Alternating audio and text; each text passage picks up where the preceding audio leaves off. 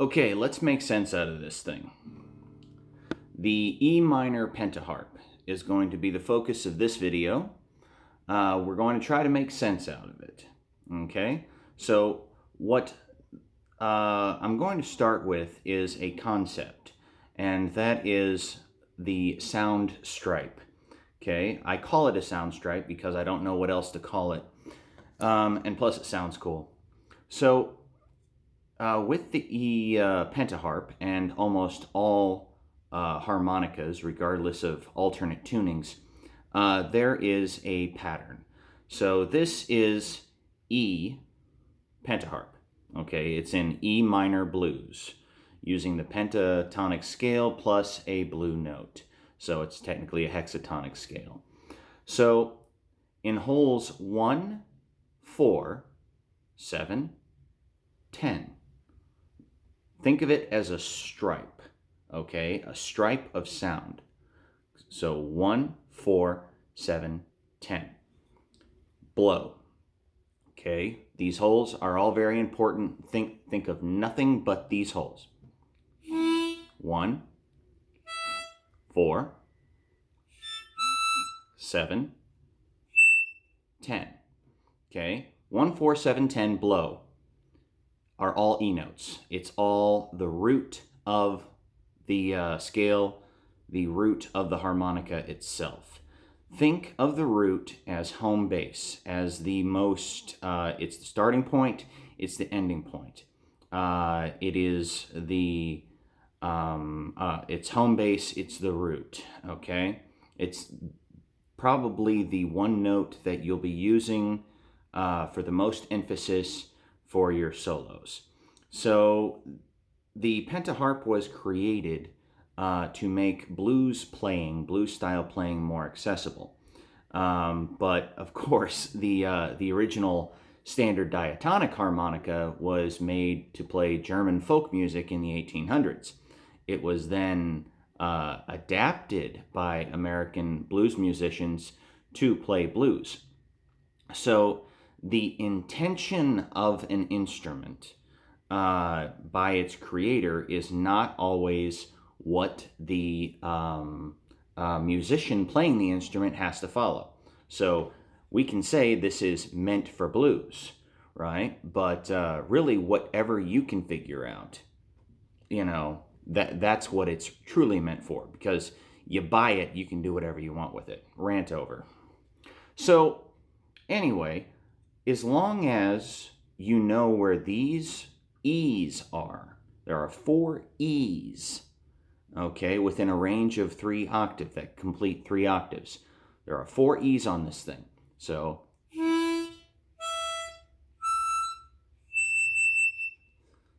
and that last one's very delicate. You got to be really careful with that one. So as long as you know where those are your home bases.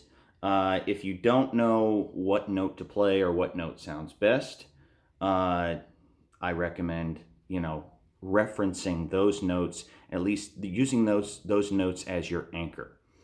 So here is a familiar chord progression that many of you Jimi Hendrix fans will know. So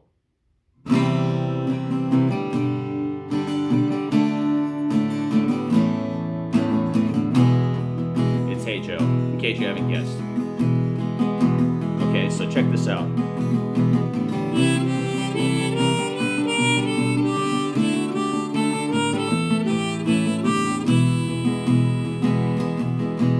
Okay, I'm going to start on an E and end on an E.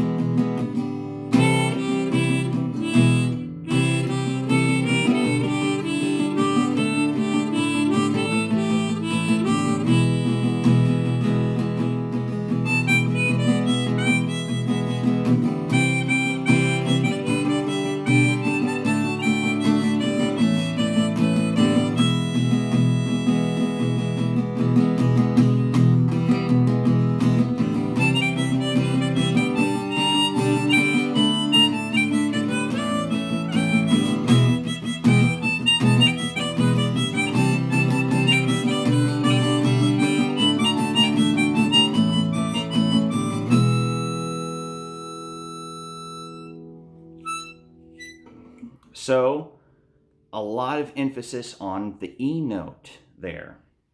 And whenever you hear a guitar player playing a solo for Over Hey Joe, you'll notice when they really stick it, when they really, make you feel something, when they really catch you, they're emphasizing on an E note.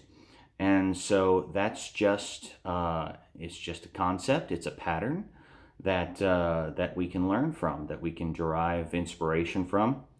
I'm a little rusty, so I apologize. This is just an excerpt from my own song, The Hills of Jefferson, okay? And it uses, back to Hey Joe, Hey Joe. That's a C major, G major, D major, A major, E major, right? And there's other videos that you can find on YouTube that explain exactly how an E minor pentatonic scale fits with all those major chords. It's pretty cool. I'm terrible at explaining it. All I know is I looked it up and I know it works. So anyway, this is a bit from my song Hills of Jefferson.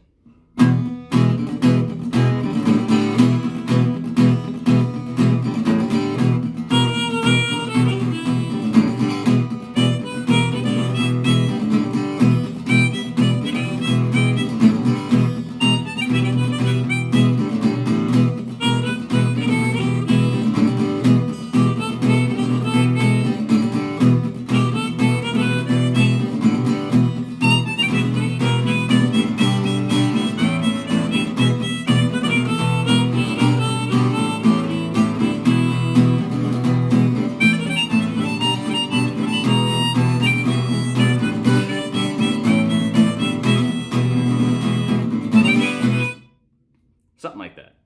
Anyway, like I said, I'm not warmed up, and maybe I should have been warmed up when I made this video, but the kids are outside playing, so now's the time.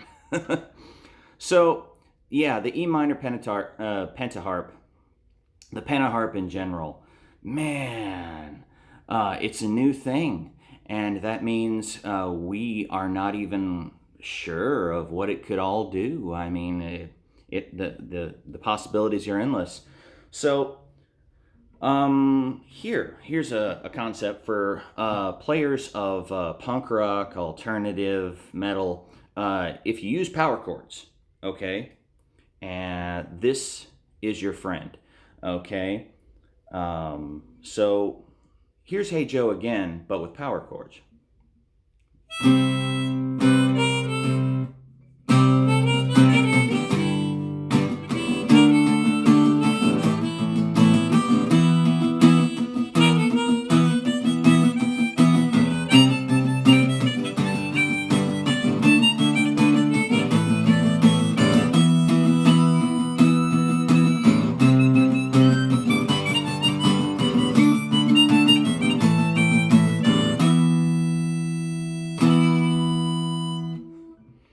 Okay, so it works great with power chords too.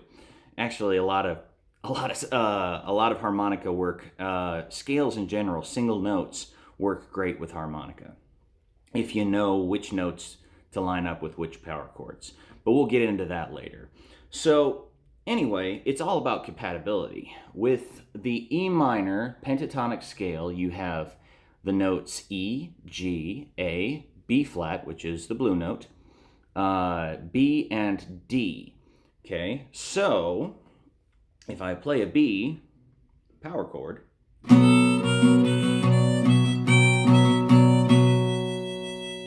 that's one of those chords that you put in the middle of a progression because there's like tension going on, and so it's kind of a middle chord, in my opinion. Okay, so let's just go through the possibilities of the chords. Let's go with a E power chord.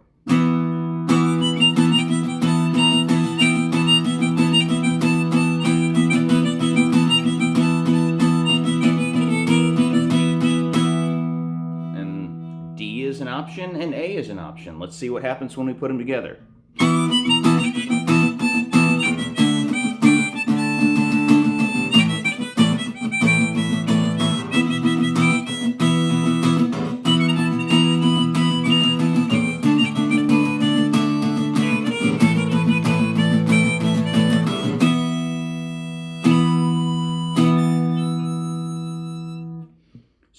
yeah, that sounds like rock and roll. So what if we play just a G, a C, and a D? All right, G, C, and D. Okay, so, but what if, okay, instead of blowing on the 4, the 1, the 4, the 7, and the 10, we draw.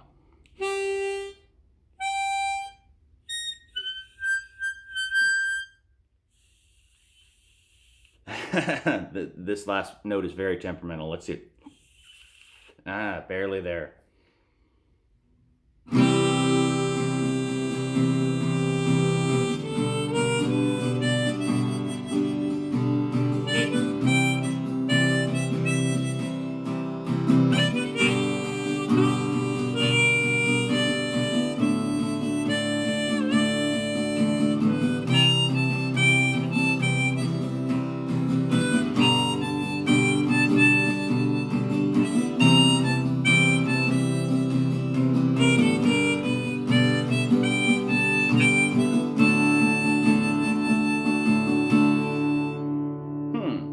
That's almost country. Of course, I'm not a blues player or a pure country player either, so that's just noodling. That's experimentation right there. So anyway, so we have a G power chord, D power chord, and B. Okay, let's see how those sound together. G, and then D, and then B. Ooh, kind of grungy. Okay.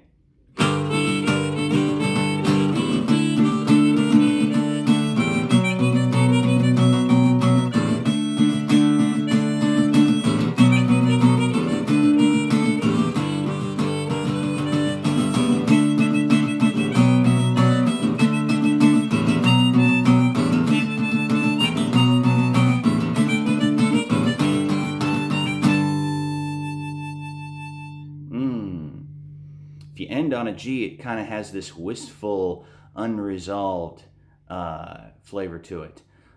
So anyway, I'm trying to make sense out of this thing. You're trying to make sense out of me. I hope we can make sense out of it together. Yeah, good morning to you all. And I'm going to end on the 13th minute.